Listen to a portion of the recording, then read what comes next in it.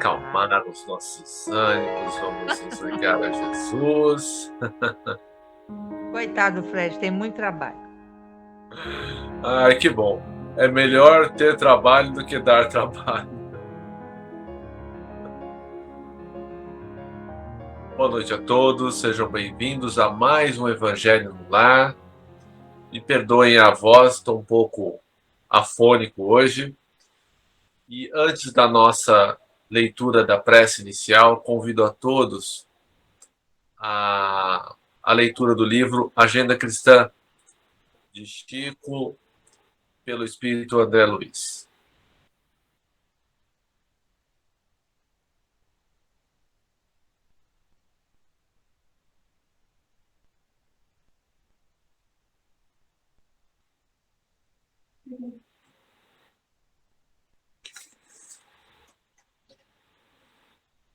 Em favor de você mesmo.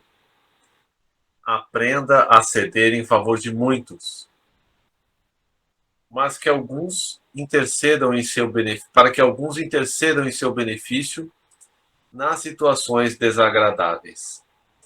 Ajude sem exigência, para que o outro auxilie sem reclamações. Não encarcere o vizinho no seu modo de pensar. Dê ao companheiro a oportunidade de conceber a vida tão livremente quanto você. Guarde cuidado no modo de exprimir-se. Em várias ocasiões, as maneiras dizem mais que as palavras. Refira-se a você o menos possível. Colabore fraternalmente nas alegrias do próximo. Evite a verbosidade avassalante. Quem conversa sem intermitências causa ao que ouve. Deixe ao seu irmão a autoria das boas ideias. E não se preocupe se for esquecido. Convicto de que as iniciativas elevadas não pertencem efetivamente a você, de vez que todo bem procede originariamente de Deus. Interprete o adversário como portador de equilíbrio. Se precisamos de amigos que nos estimulem, necessitamos igualmente de alguém que indique os nossos erros. Discuta com serenidade. O opositor tem direitos iguais aos seus. Se você considerar excessivamente as críticas do inferior, suporte sem mágoa as injunções do plano a que se precipitou. Seja útil em qualquer lugar, mas não guarde a pretensão de agradar a todos. Não intente o que o próprio Cristo não conseguiu. Defrontado pelo erro, corrija-o primeiramente em você, e em seguida nos outros, sem violência e sem ódio. Se a perfídia cruzar o seu caminho, recuse-lhe a honra da indignação. Examine-a com um sorriso silencioso. Estude-lhe o processo calmamente e, logo após, transforme-a em material digno da vida. Ampare fraternalmente o invejoso. O despeito é indisfarçável homenagem ao mérito, e pagando semelhante tributo, o homem comum atormenta-se e sofre. Habitue-se à serenidade e à fortaleza. Nos círculos da luta humana, sem essas conquistas, dificilmente sairá você do vai-vem das reencarnações inferiores. Prece inicial, Rubão, por favor. Pois não. Nosso Pai, na terra e no céu, sagrado é teu nome. Seja feita a tua vontade conosco, como no espaço. Dai-nos do teu pão suficiente para o dia. Em tua compaixão, perdoai-nos e alargai-nos nossos corações, para que perdoemos uns aos outros. Guia-nos para ti, Senhor, e dá-nos tuas mãos em nossas trevas, pois teu é o reino e em ti são nosso poder e realização. Amém. Rogamos ao Senhor Deus Todo-Poderoso enviar-nos bons espíritos para nos assistirem, afastar aqueles que possam induzir-nos ao erro e dar-nos a luz necessária para distinguirmos a verdade da impostura. Afastai também os espíritos malfazejos, encarnados ou desencarnados, que poderiam tentar lançar a desunião entre nós e com isso desviar-nos da caridade e do amor ao próximo. Se alguns procurarem penetrar nesse recinto, fazei que não encontrem acesso em nossos corações.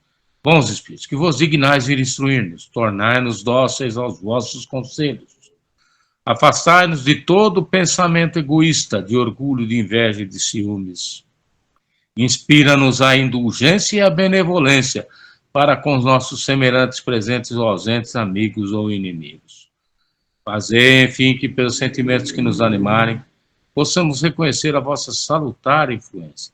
Dai aos médiuns que encarregardes de nos transmitir os vossos ensinamentos a consciência da santidade do mandato que lhes é confiado e da gravidade do ato que vão praticar, a fim de que o façam com o fervor e o recolhimento necessários.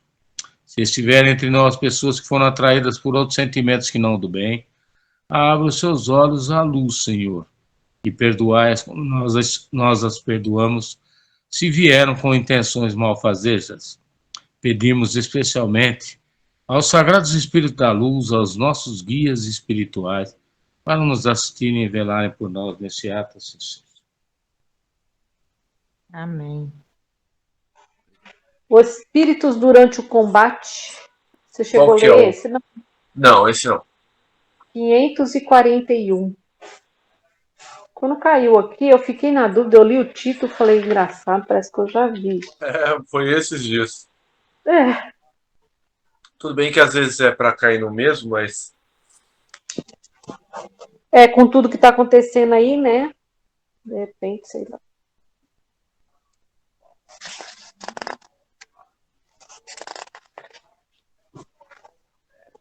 É 541, Fred. perfeito, já achei. É continuação até. Espírito durante os combates. Livro dos Espíritos. Pergunta 541. Durante uma batalha, há espíritos assistindo e amparando cada um dos exércitos? Sim. E que lhes estimulam a coragem. Nota de Kardec. Os antigos figuravam os deuses tomando partido deste ou daquele povo. Estes deuses eram simplesmente espíritos representados por alegorias. 542. Entrando numa guerra, a justiça sempre de um dos lados, como pode haver espíritos que tomem partido dos que se batem por uma causa injusta? Bem sabeis haver espíritos que só se comprazem na discórdia e na destruição. Para estes, a guerra é a guerra. A justiça da causa pouco os preocupa. 543. Podem alguns espíritos influenciar o general na concepção de seus planos de campanha? Sem dúvida alguma. Podem influenciá-lo nesse sentido, como em relação a todas as concepções. 544. Poderiam maus espíritos suscitar-lhe planos errôneos com o fim de levá-lo à derrota? Podem, mas não tem ele o livre-arbítrio? Se não tiver critério bastante para distinguir uma ideia falsa, sofrerá as consequências, e melhor faria se obedecesse em vez de comandar. 545. Pode alguma vez o general ser guiado por uma espécie de dupla vista? Por uma visão intuitiva que lhe mostre de antemão o resultado dos seus planos? Isso se dá, a mais às vezes, a miúde com o homem de gênio.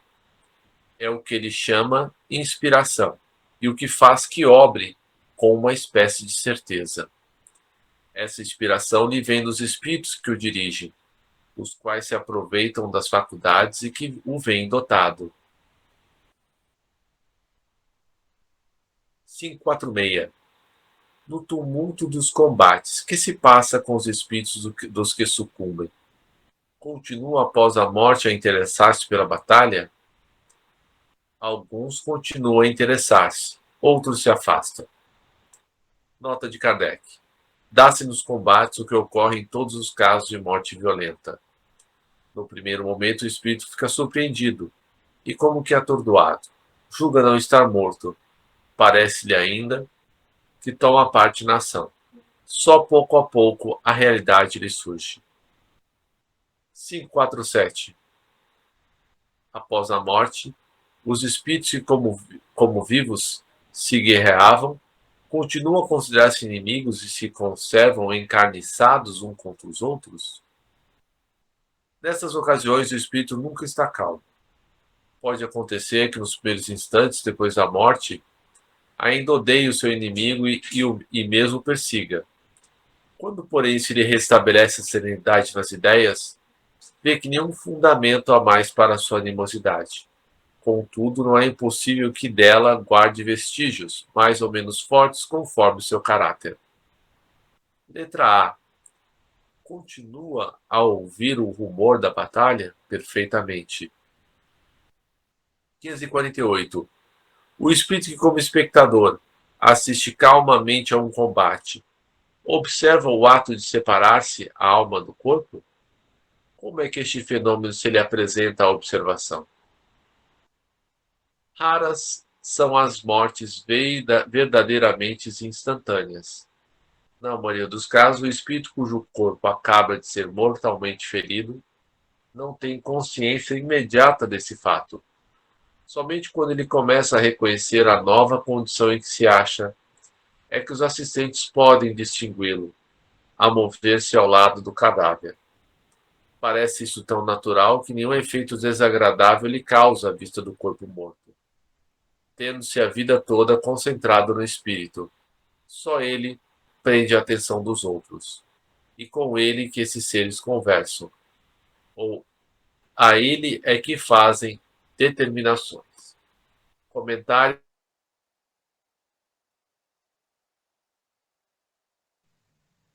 Fred, certa ocasião eu li um livro espírita, não me recordo o nome dele, em que eles fazem essa abordagem sobre a questão da guerra.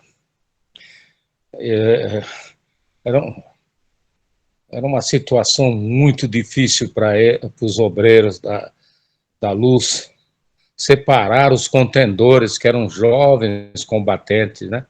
Muitos deles promissores, né? Que mesmo desencarnados, se engalfinhavam lá, como eram inimigos, né? No plano espiritual. E eles mostram, inclusive, ilustração disso, aquelas hordas de espíritos subindo, né, para os planos superiores, amigos e inimigos, né, na mesma senda, né, mas, de uma certa forma, eles eram contendores e eles estendiam a contenda também no mundo espiritual.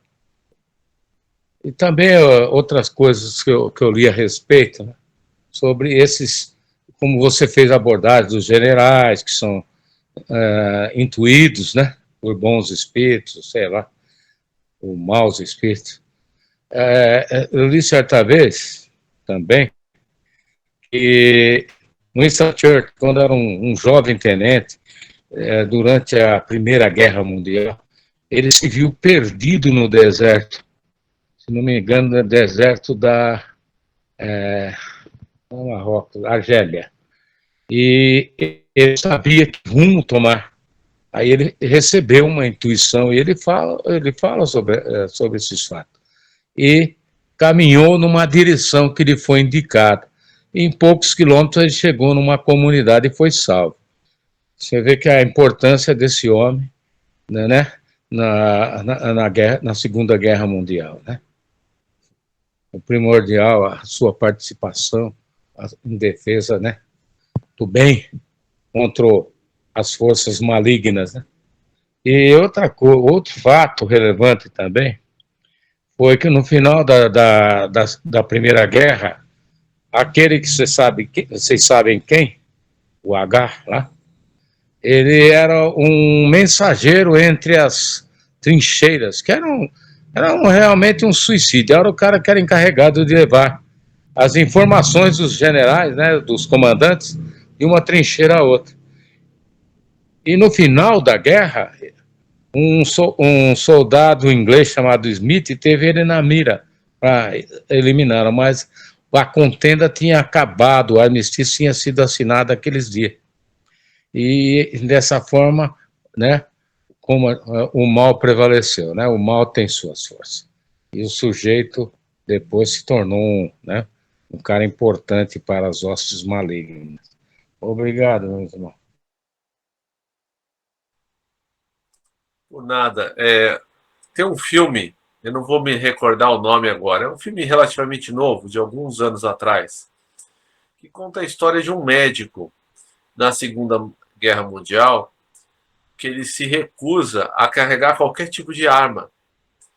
E é muito interessante que, né, apesar de tentarem matá-lo a todo instante, ele consegue lá ajudar todos os que precisam, né, salvar os companheiros que poderiam ser salvos, né, e continuou se recusando a utilizar qualquer tipo de arma. Ele dizia que ele era médico, ele não estava ali para tirar nenhuma vida.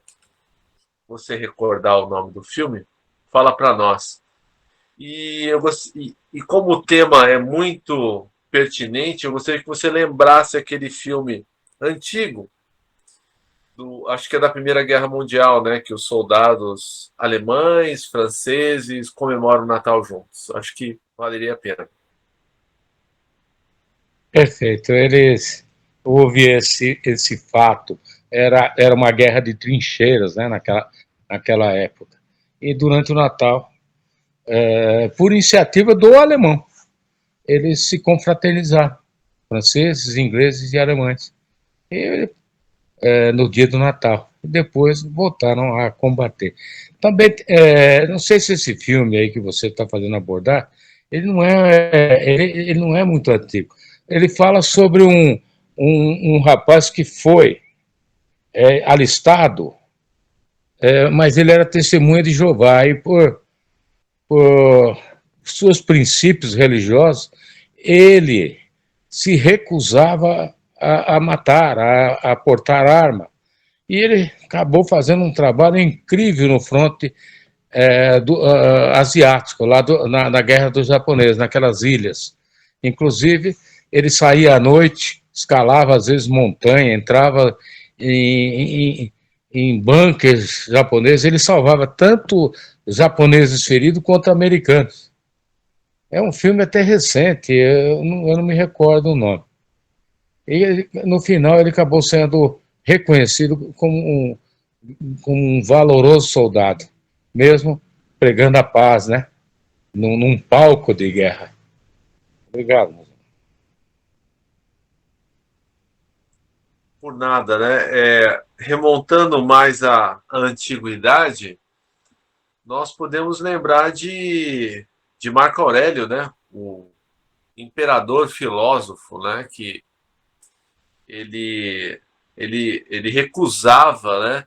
Atacar o inimigo pelas costas, ele recusava qualquer qualquer tipo de batalha, né? Que que pudesse, né, contrariar uma ética, né?